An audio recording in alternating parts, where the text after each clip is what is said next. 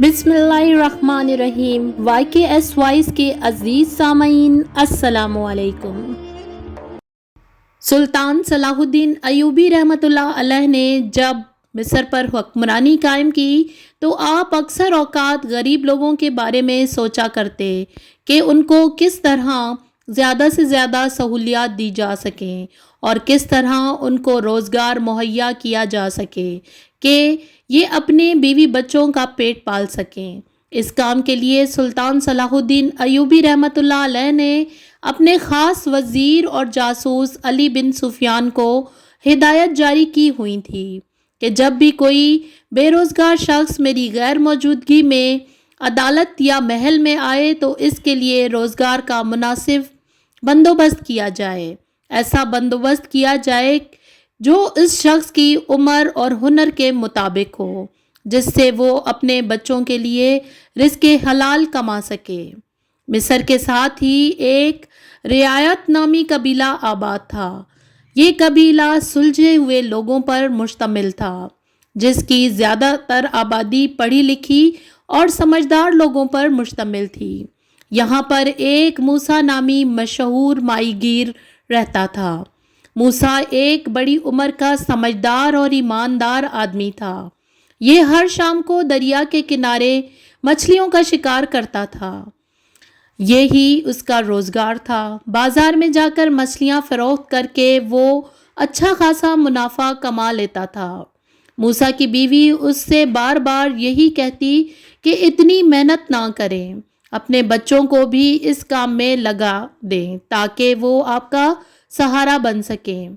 लेकिन मूसा बार बार यही कहता कि मैं बच्चों को तालीम दिलवाना चाहता हूँ। मैं चाहता हूँ कि वो बड़े आदमी बने और मेरी तरह मजदूर ना बने। मेरे पास ज़िंदगी में कई ऐसे मौके ज़रूर आए कि मैं धोखेबाजी से बहुत सारी दौलत जमा कर सकता था, लेकिन मैंने हमेशा अपने बच्चों को रिज़्क़े हलाल ही खिलाया। मैं ये ज़रूर चाहता हूँ कि मेरी औलाद सारी ज़िंदगी हलाल खाए, लेकिन मैं ये भी चाहता हूँ कि वो पढ़ लिख कर आला ओहदों पर फाइज हों, ना कि मेरी तरह सारी ज़िंदगी मजदूरी करें। एक दिन मूसा ने मछलियाँ पकड़ने के लिए दरिया में जाल डाला तो जाल उसे काफ़ी भारी महसूस हुआ। उसने कहा कि आज कोई बड़ी मछली हाथ आई है। वो दिल ही दिल में बहुत खुश था, मगर उसने जैसे ही जाल बाहर खींचा तो उसकी आंखें फटी की फटी रह गईं और उसकी सारी खुशी मान पड़ गई, क्योंकि जाल में से एक चमड़े का थैला बरामद हुआ। इस अजीब थैले को देखकर वो बहुत हैरान हुआ, क्योंकि थैला बहुत कीमती था। लेकिन जब उसने थैला खोला तो उसमें सुर्ख रंग की ईंटें थी। मूसा ने दिल में सोचा कि अजीब पागल शख्स था जिसने इतने कीमती थैले में ईंटें डालकर दरिया में फेंक दी, लेकिन वो ऐसा क्यों करेगा? वो ये बात बार बार सोचने लगा। इसके बाद उसने थैले में से ईंटें निकालना शुरू की। जब आखिरी ईंट उसने थैले से निकाली तो एक दफ़ा फिर उसकी हैरानी में इजाफा हुआ, क्योंकि थैले की तह में किसी औरत के 2 कटे हुए बाजू पड़े थे। ये देखकर मूसा खौफ से कांपने लगा। वो दिल ही दिल में सोचने लगा कि क्या कोई इतना भी जालिम हो सकता है कि उसने औरत के बाजू ही काट डाले। ये सब देखते हुए मूसा बहुत परेशान हो गया और काफ़ी देर सोचने के बाद उस नतीजे पर पहुंचा कि वो दोबारा दरिया में बाजू फेंकने लगा। मगर फिर उसे ख्याल आया कि ये बात गलत है। इस जुल्म के बारे में उसे सल्तनत और शहर के सबसे बड़े सुल्तान सलाहुद्दीन अयूबी रहमतुल्लाह अलैह को बताना चाहिए। आखिर सुल्तान को भी तो पता चले कि इस शहर में कैसे कैसे जुल्म बर्पा हो रहे हैं। उसने औरत के वो बाजू बजाय दरिया में फेंकने के थैले में डाले और फिर सुल्तान सलाहुद्दीन अयूबी रहमतुल्लाह अलैह के दरबार की तरफ रवाना हुआ। उसने अपना जाल और थैला सुल्तान के सामने रखा और कहा, सुल्तान ने मुअज़्ज़म, आपकी सल्तनत के एक शहर में ऐसा जुल्म हो रहा है। फिर उसने थैले में से औरत के 2 बाजू निकालकर सुल्तान के सामने रखे। सुल्तान सलाहुद्दीन अयूबी रहमतुल्लाह अलैह ये देखकर बहुत हैरान हुए انہیں اپنی آنکھوں پر یقین نہیں آ رہا تھا۔ سلطان کی سلطنت کے کسی بھی چھوٹے بڑے قبیلے یا شہر میں ایسا ظلم ہو رہا ہے۔ سلطان سے یہ بات برداشت نہ ہوئی اور بوجھل دل کے ساتھ سوچنے لگے کہ میری سلطنت کے شہر میں ایسے ظالم لوگ پائے جاتے ہیں جو عورتوں کو کاٹ کاٹ کر دریا میں ڈال رہے ہیں۔ ماہی گیر نے کہا، جناب، وہ تو آپ کی بات ٹھیک ہے، لیکن یہ بھی تو ہو سکتا ہے کہ عورت کو کسی نے مارا نہ ہو، وہ صرف اسے معذور بنانا چاہتا ہو، اس لیے اس نے اس کے بازو کاٹ کے دریا میں پھینک دیے۔ سلطان نے کہا، ہاں، تمہاری بات ٹھیک ہے، لیکن جس طرح بازو کو کاٹا گیا، میرا نہیں خیال کہ عورت زندہ بچی ہوگی، لیکن خیر، ہم اس کی تحقیق ضرور کریں گے اور جس نے بھی یہ گناہ عظیم کیا ہے اس کو کیفر کردار تک پہنچائیں گے۔ سلطان نے غصے سے کہا کہ ایسا تو کوئی جانوروں کے ساتھ بھی نہیں کرتا جیسا اس عورت کے ساتھ کسی گھٹیا انسان نے کیا ہے۔ سلطان صلاح الدین ایوبی رحمۃ اللہ علیہ نے غور سے دیکھا تو کٹے ہوئے ایک ہاتھ میں عورت کی انگوٹھی تھی۔ سلطان نے وہ انگوٹھی اتاری اور اپنے سپاہیوں کو وہ انگوٹھی دے کر کہا کہ شہر میں جتنے بھی سونار ہیں ان کے پاس جاؤ اور ذرا پتہ کرو کہ اس طرز کی انگوٹھی کس سونار نے بنائی تھی۔ سلطان کے سپاہی وہ انگوٹھی مختلف سوناروں کے پاس لے گئے، لیکن کسی سونار نے بھی اس بات کا اقرار نہ کیا۔ انہوں نے کہا کہ ہم میں سے کسی نے بھی اس طرز کی انگوٹھی دیکھی بھی پہلی دفعہ ہے، یہ شہر سے باہر کا معاملہ لگتا ہے۔ اب سلطان نے اس شہر کے ہمسایوں میں جتنے بھی علاقے تھے ان سب کے سوناروں سے رابطہ کیا کہ انگوٹھی ان کو دکھائی، مگر انہوں نے بھی اس بات کا انکار کیا اور کہا کہ اس طرز کی انگوٹھی ہم نے پہلی بار دیکھی ہے اور زندگی میں نہ ہی ایسی انگوٹھی کسی کو بنا کر دی ہے۔ سلطان بہت پریشان ہوا کیونکہ یہ معاملہ جتنا آسان سمجھنے میں لگتا تھا اتنا آسان نہیں تھا، یہ ایک پیچیدہ معاملہ لگ رہا تھا اور اس کے لیے مزید تحقیق کی ضرورت تھی۔ سلطان صلاح الدین ایوبی رحمۃ اللہ علیہ نے اپنے خاص وزیروں، سالاروں اور علی بن سفیان سے مشورہ کیا کہ اس صورتحال میں کیا کرنا چاہیے، تو مشترکہ طور پر یہ رائے سامنے آئی کہ ہمیں ہر گھر میں اپنے سپاہی بھیجنے چاہیے تاکہ وہ اس بات کی نشاندہی کر سکے کہ کسی گھر میں کوئی معذور عورت تو نہیں ہے جس کے دونوں بازو کٹے ہوئے ہیں۔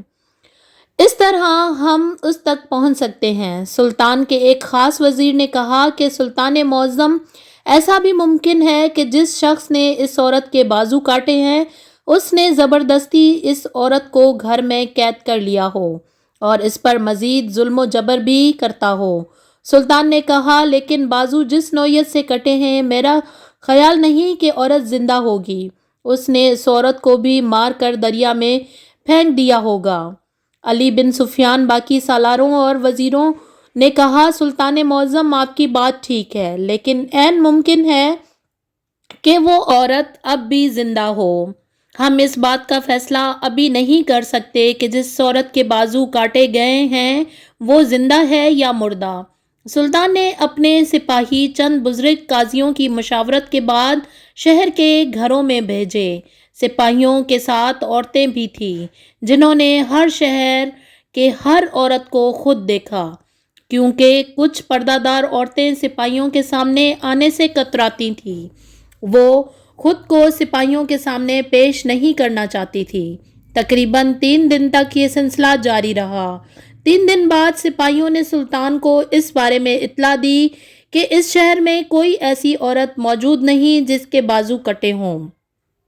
جب سلطان کو اس بات کا پتہ چلا تو انہوں نے اپنے سپاہیوں، وزیروں، سالاروں اور علی بن سفیان سے کہا کہ میں نے کہا تھا نا اس عورت کو مار دیا گیا ہوگا، لیکن تم نے میری بات کا یقین نہیں کیا، اب تم لوگوں کو میری بات کا یقین آ گیا ہوگا۔ خیر، سلطان اس واقعے کے بعد آرام سے بیٹھنے والا نہیں تھا۔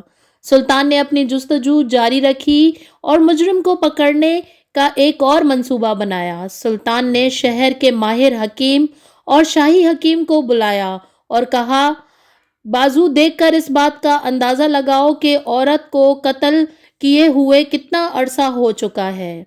हकीम ने बाजू देखकर इस बात का अंदाजा लगाया कि औरत को उनके बाजुओं को जिस्म से अलग किए हुए 2 से 3 दिन गुजर चुके हैं, इससे ज्यादा वक्त नहीं हुआ। इसके बाद सुल्तान ने इन चमड़े के थैलों को बड़े गौर से देखा। वो अपनी नौयत का एक अजीबो गरीब थैला था। सुल्तान ने अपने खास वजीर आला अली बिन सुफियान से कहा कि इस थैले को शहर के मुख्तलिफ दुकानों में ले जाओ और इस बात का पता करो कि ऐसे थैले किस दुकान पर बनते हैं। सुल्तान के एक बुजुर्ग कमांडर ने सुल्तान के वजीर अली बिन सुफियान को जाने से पहले एक मशवरा दिया कि आका, मेरे एक मशवरे पर अमल कीजिए और माहीगीर को हुक्म दें कि दोबारा इसी जगह वापस जाए जहां से इस औरत के बाजू जाल में आए थे। वहां से कुछ मछलियों का शिकार करें।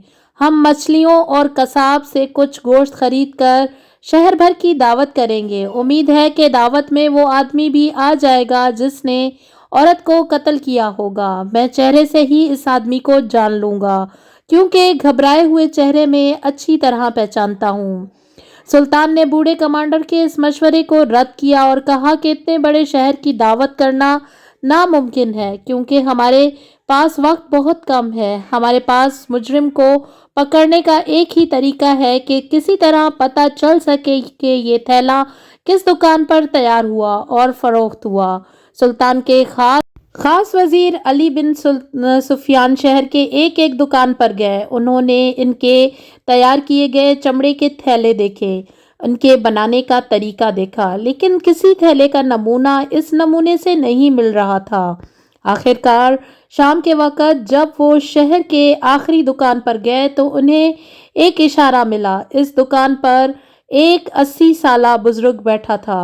उसने थैला देखा तो उसने कहा कि मैं ये तो नहीं जानता कि ऐसे थैले कहाँ से बनते हैं, लेकिन इस थैले को जिस चमड़े से बनाया गया है, मैं ये ज़रूर जानता हूँ कि वो चमड़ा कहाँ बनता है। ये ख़ास किस्म का चमड़ा है जो शहर का फलां मोची तैयार करता है। मैं इसका पता जानता हूँ। सुल्तान का एक खास सिपाही इस मोची के पास गया तो मोची ने इस बात का इकरार किया कि हाँ, ये थैला मेरे ही चमड़े से बना है। आदमी ने मोची से पूछा, अच्छा ये बताओ कि तुमने ये चमड़ा पिछले 2-3 दिन से किस किस को फरोख्त किया था। मोची ने कहा कि ये एक कीमती चमड़ा है जिसे कोई नहीं खरीद सकता। पिछले 2-3 दिन से तो सिर्फ एक ही ताजिर मुझसे ये चमड़ा खरीद कर गया है। मोची ने अली बिन सुफियान को ताजिर का नाम और पता बताया। सुल्तान का खास वजीर इस ताजिर के पास गया तो ताजिर ने इस बात का इकरार किया कि हाँ, मैंने मोची से ये चमड़ा खरीदा और मैं कश्ती में सवार होकर शहर में से बेचने के लिए ले जा रहा था। कश्ती का मल्लाह इस चमड़े को बड़े गौर से देख रहा था। मैंने इस मल्लाह से पूछा कि क्या बात है, क्या चमड़ा तुझे पसंद आया? मल्लाह ने कहा, बात दरअसल ये है कि मुझे पानी भरने के लिए एक मश्क की ज़रूरत होती है। मेरे पास इससे पहले कोई मश्क थी लेकिन वो ज़ाया हो चुकी है, तो मैं बहुत परेशान हूँ। जब मेरी नज़र आपके इस चमड़े पर पड़ी तो मेरे दिल में ये ख्याल आया कि अगर ये चमड़ा मुझे मिल जाए तो मैं इससे एक नई मश्क बनवा सकता हूँ जो कि ज़्यादा देरपा और पायदार हो सकती है। ताजिर ने वो चमड़े का बना थैला इस मल्लाह को दे दिया और वो भी तोहफे में। बकौल ताजिर के जब मैं कश्ती से उतरने लगा तो मल्लाह को उजरत देने लगा, तो मल्लाह ने उजरत लेने से इनकार कर दिया और कहा कि आपने ये चमड़ा जो मुझे दिया है ये आपका एहसान है, आप उजरत देकर मुझे शर्मिंदा मत करें। ताजिर ने अली बिन सुफियान को इस मल्लाह का पता और नाम बता दिया। अली बिन सुफियान ताजिर के बताए गए पते पर इस मल्लाह के घर पहुंचा। मल्लाह ने जैसे ही ताजिर को देखा और अली बिन सुफियान के हाथ में वो चमड़ा भी देखा तो उसे पसीने छूट गए और वो डर से कांपने लगा और अपनी कैफियत को नहीं छुपा पा सकता था जो उसके दिल में थी। अली बिन सुफियान उसे पकड़कर सुल्तान के पास ले गया। सुल्तान सलाहुद्दीन अयूबी ने उसे कहा کہ دیکھ مجھے بات گھما پھرا کر کرنا نہیں آتی، سچ بول دے، اس میں تیری بہتری ہے۔ سلطان کے غصے بھرے لہجے سے پوچھنے پر ملا نے اپنے جرم کا اعتراف کیا اور کہا کہ ہاں، میں نے ہی اس عورت کے بازو قلم کیے تھے اور پھر اس عورت کو مار دیا۔ سلطان نے جب یہ سنا تو اس کے منہ پر تھپڑ رسید کیا اور کہا تجھے شرم نہیں آتی؟ تم درندے ہو، بتاؤ تم نے ایسا کیوں کیا؟ ملا نے سلطان کو بتایا کہ میری کشتی میں جو بھی مسافر دریا کے پار شہر میں جاتے تو ایک عورت کی آواز کی تعریف کرتے۔ میرے کان اس کی تعریفیں سن سن کر پک چکے تھے۔ آخر میں نے پوچھا کہ وہ کون ہے جس کی تم ہر وقت تعریفیں کرتے ہو؟ وہ کہنے لگے ایک عورت ہے جس کی آواز بہت سریلی ہے۔ میری یہ بات سن کر ایک مسافر نے کہا تم ایک دفعہ خود اس عورت کی آواز سن لو، اس کے بعد خود فیصلہ کر لینا کہ اس کی آواز کیسی ہے۔ مسافر کی باتیں سن کر میں ایک دفعہ محفل میں اس عورت کی آواز سننے کے لیے گیا۔ وہ ایک کمال کی حسینہ تھی اور اس کی آواز میں جادو تھا۔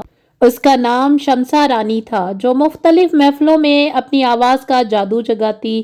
لوگ اس کی آواز کے نشے میں مدہوش ہو کر سونے کی اشرفیاں اور دینار لوٹاتے، مگر ساتھ ساتھ اس کے جسم کو ہاتھ لگاتے، چھیڑنے کی کوشش کرتے۔ لیکن میں نے دیکھا کہ یہ عورت کسی قسم کی مزاحمت نہ کرتی اور گانا گانے میں مصروف رہتی۔ وہ ایک رئیس کی لونڈی تھی اور رئیس اس عورت کی وجہ سے کافی مال کما چکا تھا، مگر محفلوں میں جب بھی کوئی آدمی اس عورت کو گندی نیت سے چھیڑنے کی کوشش کرتا تو رئیس منع نہ کرتا اور اپنے گاہک خراب نہیں کرنا چاہتا تھا۔ مجھے اس بات کا بہت دکھ ہوا۔ میں نے دل میں سوچا کہ اس عورت کو یہ بات اچھی نہیں لگتی ہوگی، لیکن وہ مجبور ہے اس لیے منع نہیں کرتی، ورنہ کون سی عورت اپنے جسم کے ساتھ کسی کو کھیلنے کی اجازت دے گی۔ اس محفل سے واپسی کے بعد مجھے رات بھر نیند نہ آئی۔ میں اس عورت کے بارے میں سوچتا رہا۔ اگلے دن رئیس کے پاس گیا۔ میں نے کہا کہ میں آپ کی لونڈی آپ سے خریدنا چاہتا ہوں۔ رئیس مسکرایا اور کہا کہ اس لونڈی کو خریدنے کی تمہاری اوقات نہیں۔ پھر رئیس نے اس عورت کی جو قیمت بتائی وہ واقعی میری اوقات سے باہر تھی۔ میں نے اپنی اور اپنے باپ کی بنائی گئی ساری زندگی کی 5 کشتیاں فروخت کیں۔ اس کے علاوہ پہلے سے میرے پاس کچھ دینار جمع تھے۔ اپنی ساری جائیداد دولت ملا کر اس لڑکی کو خرید سکتا تھا، لیکن اس کے بعد میں کنگال ہو جاتا۔ 5 کشتیاں اور 5,000 دینار ملا کر میں نے اس لڑکی کو رئیس سے خرید لیا، پھر اس کے ساتھ نکاح کر کے اپنے گھر لے آیا۔ سلطان معظم شادی کی پہلی رات میں نے اسے بتایا کہ اب تجھے کوئی چھو نہیں پائے گا، کوئی شخص تمہارے جسم کے ساتھ نہیں کھیلے گا، تم میری عزت ہو۔ شمسا رانی جو کہ اب میری بیوی بن چکی تھی، اس نے کہا آپ نے جو مجھ پر احسان کیا میں اس کا بدلہ نہیں چکا پاؤں گی۔ میں نے لڑکی سے کہا کہ میں نے تجھ پر احسان نہیں کیا، بلکہ میں تمہارا دیوانہ تھا۔ میں نے پہلی نظر میں تجھے پسند کر لیا تھا، اس لیے میں نے لوگوں کے غلیظ نظروں سے تجھے بچایا اور اپنے خود کی اور اپنے باپ کی بنائی گئی تمام جمع پونجی بیچ کر رئیس سے تجھے خریدا ہے اور گھر کی زینت بنایا۔ سلطان معظم، پھر میں نے محنت مزدوری کرنا شروع کی اور 6 ماہ کی محنت کے بعد میں نے ایک اور کشتی خرید لی، پھر سے اپنا پرانا پیشہ اختیار کیا۔ میں نے اپنی بیوی کو ہر لحاظ سے خوش رکھا، کسی قسم کی مشقت نہ کرنے دی، خود کھانا پکا کر اپنے ہاتھ سے کھلاتا۔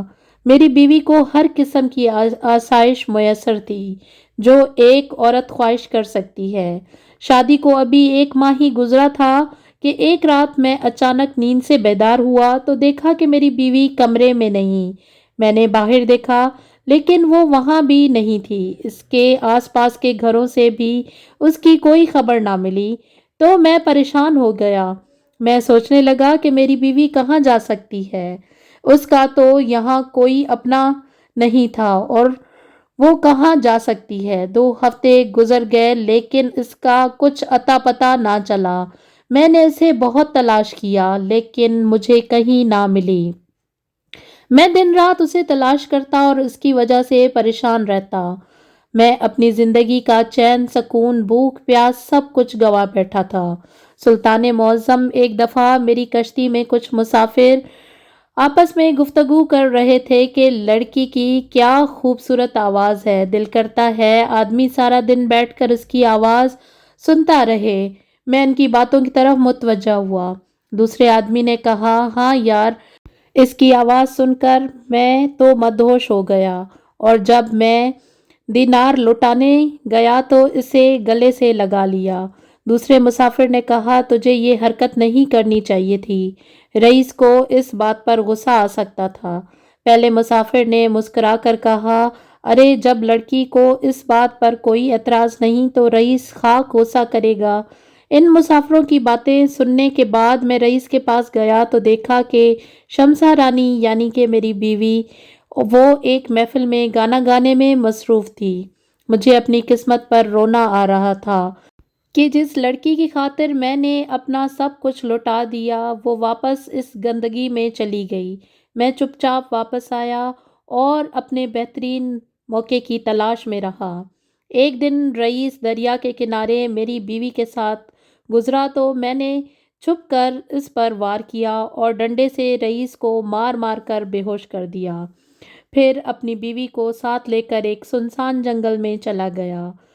میں نے اسے قتل کر دیا اور اس کے جسم کے ٹکڑے کر ڈالے۔ کچھ جسم کے ٹکڑے ادھر جنگل میں دفنا دیے اور کچھ حصوں کو دریا میں پھینکا، اور ان کے بازوؤں کو چمڑے کی تھیلی میں ڈال کر اس کے اوپر اینٹیں ڈال دیں اور پھر اس تھیلے کو دریا میں پھینک دیا۔ سلطان صلاح الدین ایوبی رحمۃ اللہ علیہ نے ملا سے کہا کہ بے شک تمہاری بیوی نے تمہارے ساتھ ٹھیک نہیں کیا، اس نے تجھے دھوکہ دیا تو اسے عزت دینا چاہتا تھا، لیکن اس نے عزت کی بجائے ذلت ہی چنی، لیکن تم نے جو اس کے ساتھ کیا وہ بھی غیر انسانی سلوک تھا۔ ایک انسان کا قتل گویا پوری انسانیت کا قتل ہے، لہٰذا تجھے اپنے کیے کی سزا ملے گی، تاکہ آج کے بعد کوئی بھی شخص اس قانون کو اپنے ہاتھ میں نہ لے سکے۔ سلطان صلاح الدین ایوبی نے اس ملہ کو سولی پر لٹکا دیا۔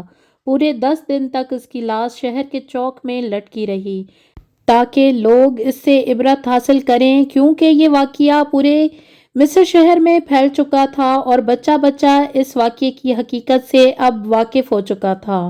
اس لیے اس کی لاش کو 10 دن تک لٹکایا گیا کہ باقی تمام لوگ یعنی کہ ہر چھوٹا بڑا اس سے عبرت حاصل کرے اور ایسا کام دوبارہ زندگی میں کوئی نہ کر سکے۔